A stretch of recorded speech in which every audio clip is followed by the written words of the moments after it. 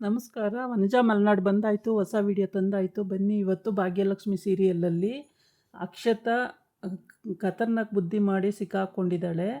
ಹೇಗೆ ಅಂತ ಅಂದರೆ, ಫೈಲಿಗೆಲ್ಲ ಫೋರ್ಜರಿ ಸೈನ್ ಮಾಡಿಬಿಟ್ಟು ಎಲ್ಲ ಅವ್ರ ಕಂಪ್ನಿ, ಅವ್ರ ದುಡ್ಡು ಕಾಸು ಎಲ್ಲ ಹೊಡ್ಕೋಬೇಕು ಅಂತ ಐಡಿಯಾ ಮಾಡ್ಕೊಂಡಿದ್ಲು.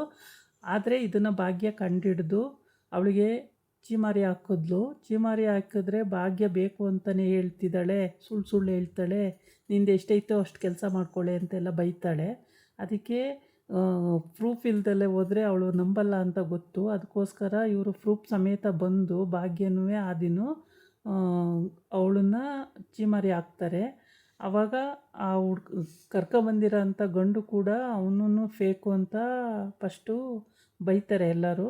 ಆಮೇಲೆ ಇವಳು ಕನ್ನಿಕಾ ಲವ್ ಮಾಡ್ತಿರೋದು ನನ್ನ ನಿಜ, ಅವನು ಇಷ್ಟು ಮೋಸ ಮಾಡ್ತಾನೆ ಅಂತ ಗೊತ್ತಿಲ್ಲ ಅಂತ ಫಸ್ಟು ಮಾತ್ರ ಏನು ಮೋಸ ಇಲ್ಲ ಏನಿಲ್ಲ ಅಂತೇಳಿ 1 ಗಂಟೆ ಹಾರಾಡ್ತಾಳೆ. ಎಲ್ಲರ ಹತ್ರನೂ ಎಲ್ಲರಿಗೂ ಬೈಕೊಂಡು ಎಲ್ಲರ ಹತ್ರ ಹಾರಾಡ್ತಾಳೆ ಕನ್ನಿಕಾ. ಅಕ್ಷತನೂ ಹಾಗೇನೆ ನಮ್ಮ ಕರೆಸ್ಬಿಟ್ಟು ನಮ್ಮ ಮಾನ ಮರ್ಯಾದೆ ಕಳೀತಾ ಇದ್ದೀರಾ, ಮಾನ ಹೋಯ್ತು ಮರ್ಯಾದೆ ಹೋಯ್ತು ಅಂತೆಲ್ಲ ಕೂಗಾಡ್ತಾಳೆ. ಆಮೇಲೆ ಅಲ್ಲಿ ಅವರ ಆದಿ ಅಪ್ಪ ಕೂಡ ಹೇಳ್ತಾನೆ, ಇನ್ನೂ ಮಾತಿದೆ, ಈಗಲೇ ಏನು ಮದುವೆ ವಿಷಯ ಮಾತಾಡೋದಕ್ಕಿಂತ ಫಸ್ಟು ಇನ್ನೂ ಮಾತಿದೆ, ಅದು ಮಾತಾಡೋಣ, ಆಮೇಲೆ ಮದುವೆ ವಿಷಯ ಮಾತಾಡೋಣ ಅಂತ ಹೇಳ್ತಾನೆ. ಅಷ್ಟೊತ್ತಿಗೆ ಭಾಗ್ಯನೂ ಮತ್ತು ಹೋಗ್ಬಿಟ್ಟು ಫೈಲ್ ತೊಗೊಂಡು ಬನ್ನಿ ಅಂತ ಭಾಗ್ಯಂಗೆ ಹೇಳ್ತಾನೆ ಅವ್ರ ಮಾವ. ಹೋಗ್ಬಿಟ್ಟು ಭಾಗ್ಯನೂ ಪೂಜನೂ ಹೋಗಿ ಆ ಫೈಲ್ಗಳು ತೊಗೊಂಡು ಬರ್ತಾರೆ. ಭಾಗ್ಯನೂ ಕಿಶನ್ನು ಹೋಗಿ ಫೈಲ್ಗಳು ತೊಗೊಂಡು ಬರ್ತಾರೆ. ಇಲ್ಲಿ ಮತ್ತು ತನ್ವಿ ಮತ್ತು ತನ್ಮಯಿ ತನ್ವಿ ಇವಾಗಲೂ ಅವಳು ಮಾತು ಕೇಳ್ತಾ ಇರಲ್ಲ. ಆದರೆ ತನ್ಮಯಿ ಬಂದುಬಿಟ್ಟು, ಅಕ್ಕ ಅದನ್ನು ಅಮ್ಮ ಅಷ್ಟು ಕಷ್ಟಪಟ್ಟಿದ್ದಾರೆ ಕಣೆ, ಯೋಚನೆ ಮಾಡೆ, ನಿಂಗೆ ಅಷ್ಟು ಅರ್ಥ ಆಗಲ್ವೇನೆ ಅಂತ ಹೇಳ್ತಾನೆ. ಏನು ಅರ್ಥ ಆಗುತ್ತೋ ಅಪ್ಪ, ಮೋಸ ಮಾಡಿದ್ದಾರೆ, ಹೌದು, ಶ್ರೇಷ್ಠ ಆಂಟಿ ಜೊತೆ ಸೇರಿಕೊಂಡು ಮೋಸ ಮಾಡಿದ್ದಾರೆ. ಆದರೆ ನನಗೆ ಈ ಮನೇಲಿರೋಕ್ಕೆ ಇಷ್ಟ ಇಲ್ಲ. ನನಗೆ ನಮ್ಮ ಕುಸುಮಜ್ಜಿ ತಾತನೇ ಸಾಕು, ಅವ್ರ ಜೊತೆನೇ ಇರೋಣ ಅನ್ನಿಸ್ತಾ ಇದೆ. ಇಲ್ಲಾಂದರೆ ನಾನು ಬೇರೆ ಎಲ್ಲರೂ ದೂರ ಹೋಗಿಬಿಡ್ಬೇಕು, ನನಗೆ ಇಲ್ಲಿ ನೋಡೋಕ್ಕಾಗಲ್ಲ, ಇಲ್ಲಿ ಇರೋಕ್ಕಾಗಲ್ಲ ಅಂತಾಳೆ.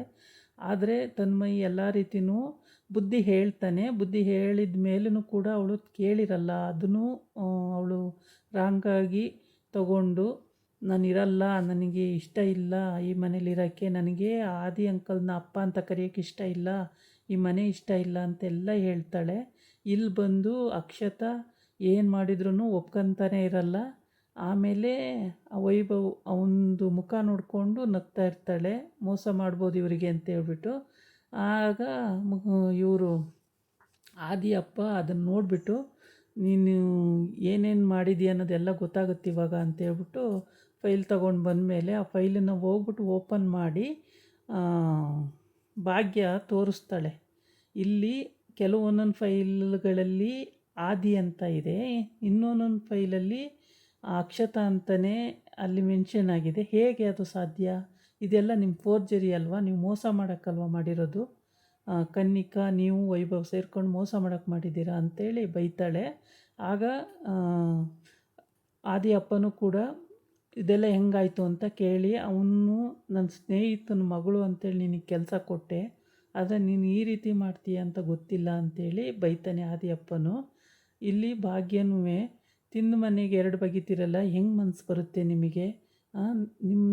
ನಿಮಗೆ ಕೆಲಸ ಮಾಡಿಕೊಂಡು ಇದು ಮಾಡಬೇಕೇ ಹೊರ್ತು 20 ಲಕ್ಷ ಪೇಮೆಂಟ್ ಮಾಡೋಕ್ಕೆ ಶಾರ್ಟೇಜ್ ಬಂದಿದೆಯಲ್ಲ, ಹೆಂಗೆ ಸಾಧ್ಯ ಇದು? ಹೇಗೆ ಇದೆಲ್ಲ ಪೇ ಮಾಡಿದ್ದೀರಾ ಅಂತ ಎಲ್ಲ ಬೈತಾಳೆ. ನಾವೇನು ಮಾಡಿಲ್ಲ ಅಂತ ಒಪ್ಕೊಳ್ಳೋದೇ ಇಲ್ಲ.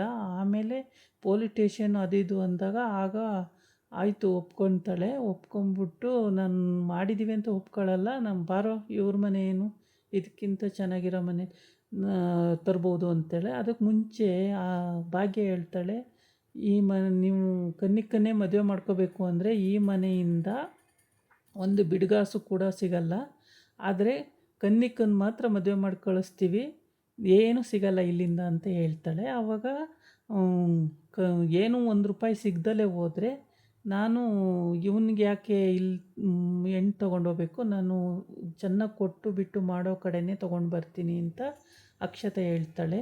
ಅದಕ್ಕೆ ಭಾಗ್ಯ ಹೇಳ್ತಾಳೆ, ಹೌದು ನಾವೇನು ಕೊಡಲ್ಲ, ಹುಡುಗಿನ ಮಾತ್ರ ಮದುವೆ ಮಾಡಿ ಕಳಿಸ್ತೀವಿ ಅಂತ. ಅದಕ್ಕೆ ಮುಂಚೆ ಕನ್ನಿಕಾ ಹಾರಾಡ್ತಿರ್ತಾಳೆ ಭಾಗ್ಯನ ಮೇಲೆ, ನಿನ್ನಿಂದ ನನ್ನ ಲೈಫ್ ಹಾಳಾಯಿತು ಕಣೆ, ಹಂಗಾಯಿತು ಹಿಂಗಾಯಿತು ಅಂತೇಳಿ ನಾನು ಬದುಕಿರಲ್ಲ ಅಂತ ಹೋಗಿ ಸೂಸೈಡ್ ಮಾಡ್ಕೋತೀನಿ ಅಂತ ಹೋಗ್ತಾಳೆ. ಅಲ್ಲೋಗ್ಬಿಟ್ಟು ಅಡುಗೆ ಮನೆಯಲ್ಲಿ ಭಾಗ್ಯ ಎಲ್ಲ ರೀತಿಯೂ ಅವಳಿಗೆ ತಿಳುವಳಿಕೆ ಹೇಳಿ ಅಲ್ಲಿಂದ ಕರ್ಕೊಂಡು ಬಂದಿರ್ತಾಳೆ. ಅಲ್ಲಿ ಮೀನಾಕ್ಷಿ ಹೋಗ್ತಾಳೆ, ಹೋದ್ರೂ ಏನು ಮಾತಾಡಲ್ಲ. ಮೀನಾಕ್ಷಿ ಈ ಥರ ನೋಡಿ ಅತ್ತೆ ಹಿಂಗೆ ಮಾಡ್ತಿದ್ದಾಳೆ ಇವಳು ಭಾಗ್ಯ, ಹಾಗೆ ಹಿಂಗೆ ಅಂತೆಲ್ಲ ದೂರ ಹೇಳ್ತಾಳೆ. ದೂರ ಹೇಳಿದ್ರೂ ಏನೂ ಅದಕ್ಕೆ ತಲೆ ಕೆಡಿಸ್ಕೊಳ್ಳಲ್ಲ ಮೀನಾಕ್ಷಿ. ಅದೇನೋ ತಗೊತಾಳೆ, ಅವಳ ಪಾಡಿಗೆ ಅವಳು ಹೊರಟೋಗ್ತಾಳೆ ಆಚೆಗೆ. ಅಲ್ಲೂ ಅಷ್ಟೊತ್ತಿಗೆ ಅವಳು ಕರೆಕ್ಟ್ ಆಗಿದ್ದಾಳೆ. ಇವಾಗ ತಲೆ ಸರಿ ಇಲ್ಲ ಅಂದ್ಕೊಳ್ತಿದ್ದು. ಆದರೆ ಅವಳು ಅಕ್ಷತಾ ಮತ್ತು ಕನಿಕನ ಜೊತೆ ಸೇರಿಕೊಂಡು ಕ್ರಿಮಿನಲ್ಲಿ ಬುದ್ಧಿ ಮಾಡೋಕ್ಕೆ ಐಡಿಯಾ ಮಾಡ್ಕೊಂಡಿದ್ರು. ಅದೆಲ್ಲ ಸಿಕ್ಕಾಕೊಂಡ್ಮೇಲೆ ಅವಳು ದಾರಿಗೆ ಬಂದಳು. ಅಂದರೆ ಭಾಗ್ಯ ಬುದ್ಧಿ ಹೇಳಿದ ಮೇಲೆ ಅವಳು ದಾರಿಗೆ ಬಂದಳು. ಇಲ್ಲಿ ಆದಿನೂ ಕೂಡ ಬಾಯಿಗೆ ಬಂದಂಗೆ ಬೈತಾನೆ, ಈ ಥರ ಫೇಕ್ ಮಾಡಿದ್ದೀರಾ, ಎಲ್ಲ ಗೊತ್ತಿಲ್ಲ ಅಂದ್ಕೊಂಡಿದ್ದೀರಾ, ನೀವೇನೇನು ಮಾಡಿದ್ದೀರಾ ಅಂತ ಎಲ್ಲ ಗೊತ್ತು, ನನಗೂ ಭಾಗ್ಯಂಗೆ ಎಲ್ಲರಿಗೂ ಗೊತ್ತು, ನೀವು ಮಾಡಿರೋ ಫೇಕ್ ಎಲ್ಲ ಗೊತ್ತಿದೆ, ಏನಕ್ಕೆ ನೀವು ಮಾತಾಡ್ತೀರಾ, ಸುಮ್ಮನೆ ಇರಿ ಅಂತೇಳೆಲ್ಲ ಬೈತಾನೆ.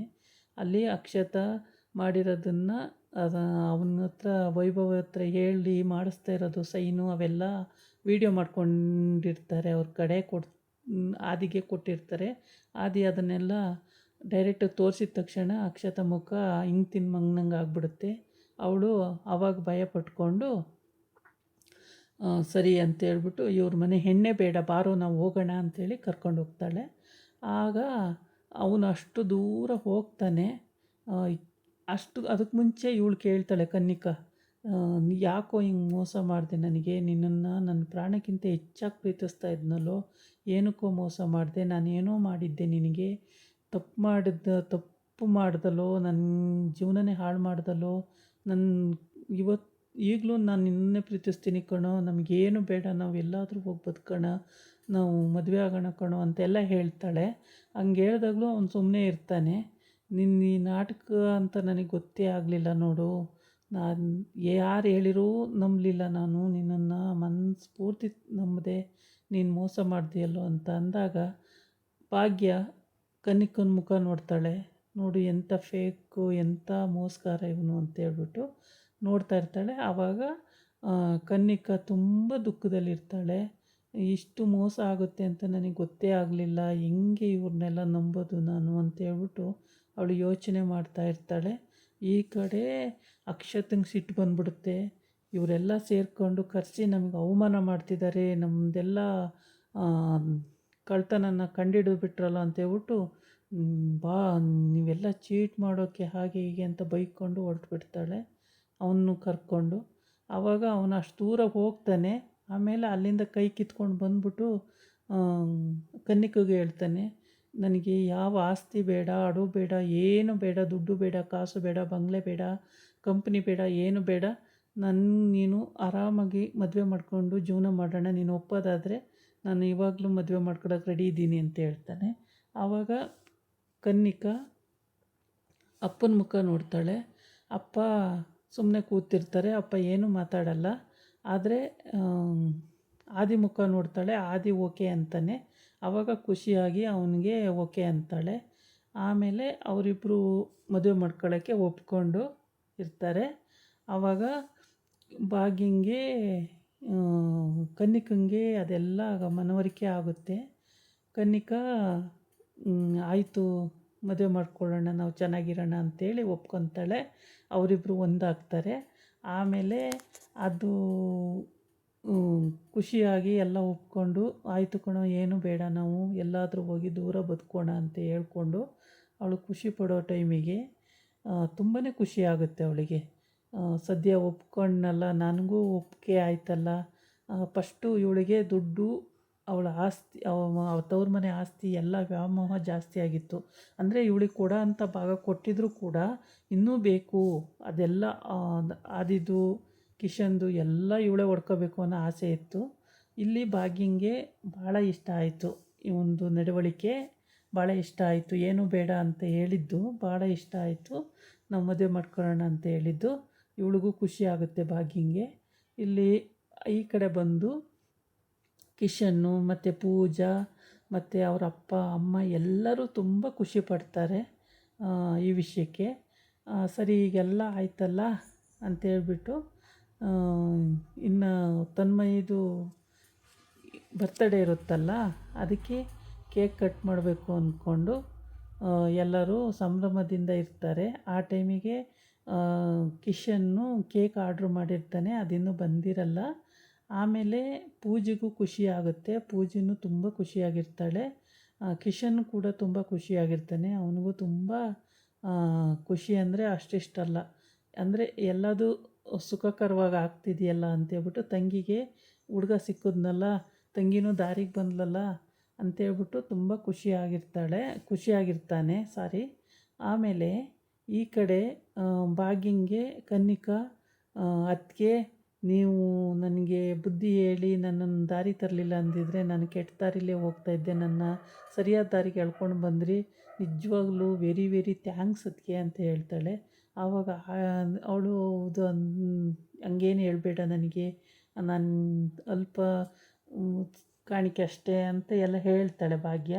ಅವರ ಅಪ್ಪಗಂತೂ ಖುಷಿ ಪಡ್ತಾನೆ ಮಗಳ ಬಗ್ಗೆ, ಇಷ್ಟು ನನ್ನ ಮಗಳು ಸಾಧನೆ ಮಾಡಿದ್ಲಲ್ಲ ಅಂತೇಳ್ಬಿಟ್ಟು. ಆಮೇಲೆ ಖುಷಿ ಪಟ್ಕೊಂಡು ಅಲ್ಲಿ ಸುನಂದಗೂ ತುಂಬ ಖುಷಿಯಾಗುತ್ತೆ, ಇವ್ರ ಅಪ್ಪಗೂ ಖುಷಿಯಾಗುತ್ತೆ.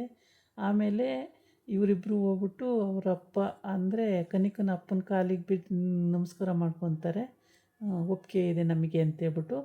ಅಕ್ಷತ ಮಾತ್ರ ಸಿಟ್ಕೊಂಡು ಹೊರಟೋಗ್ತಾಳೆ. ಇದನ್ನೆಲ್ಲ ನೋಡ್ತಾ ಇರ್ತಾಳೆ. ನೋಡಿಬಿಟ್ಟು ಅವಳಿಗೆ ಹೊಟ್ಟೆ ಉರಿ ತಡ್ಕೊಳಕ್ಕಾಗಲ್ಲ, ಇವರೆಲ್ಲ ಖುಷಿಯಾಗಿ ನಗ್ತಾ ಇರ್ತಾರೆ.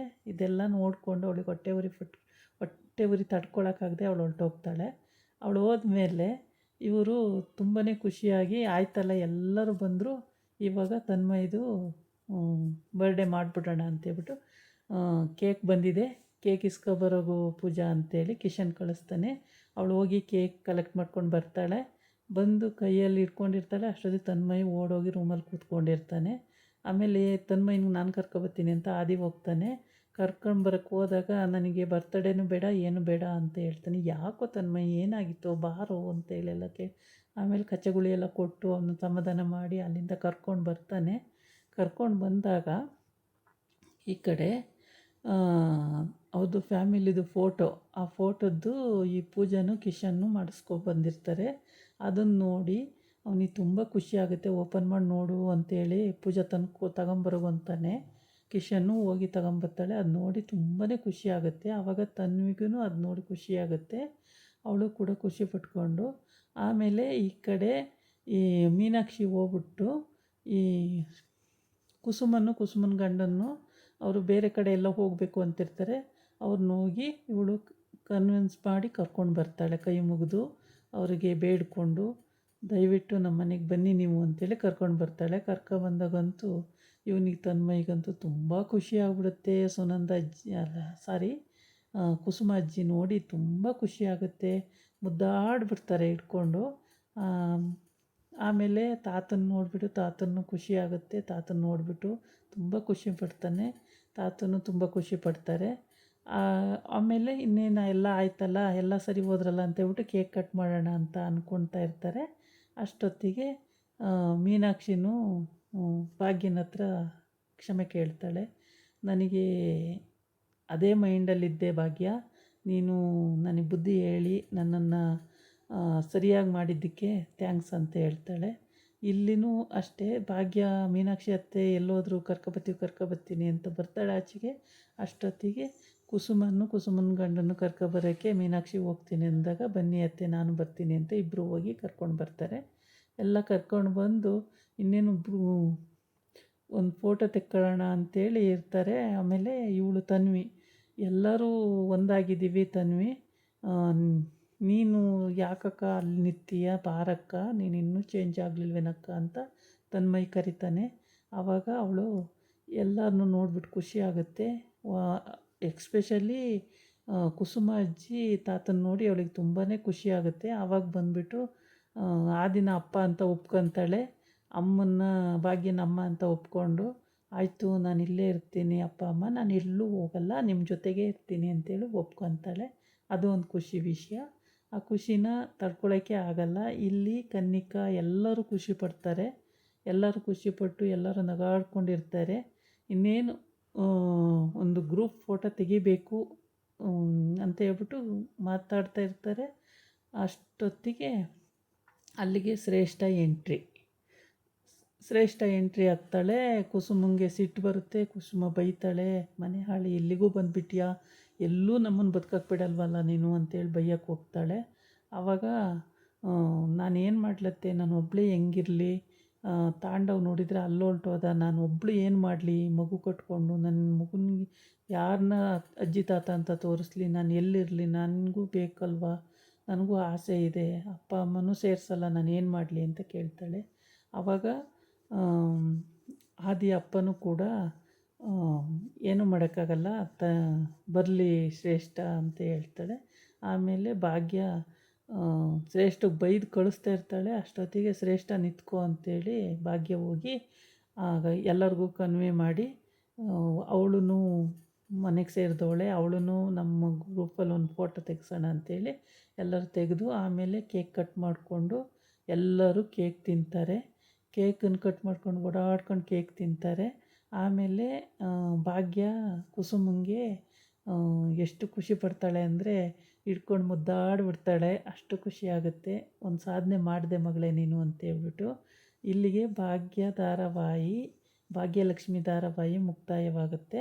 ಎಲ್ಲರೂ ಖುಷಿಯಾಗಿರ್ತಾರೆ. ಈ ಖುಷಿಗೆ ಹೇಳಕ್ತಿರ್ದು ಎಲ್ಲರಿಗೂ ಪಾಪ ಮುಗಿತಾ ಇರೋದಕ್ಕೆ ತುಂಬ ಬೇಜಾರಾಗುತ್ತೆ. ಭಾಗ್ಯಲಕ್ಷ್ಮಿ ಧಾರಾವಾಹಿ ಇಲ್ಲಿಗೆ ಎಂಡ್ ಆಗುತ್ತೆ. ನಾಳೆಯಿಂದ ಬೇರೆ ಧಾರಾವಾಹಿ ಬರುತ್ತೆ ಅಂತಂದರೆ ಇದಾಗಿತ್ತು ಇವತ್ತಿನ ವಿಡಿಯೋ. ನಾಳೆ ಇನ್ನೊಂದು ವಿಡಿಯೋ ಜೊತೆ ಬರ್ತೀನಿ.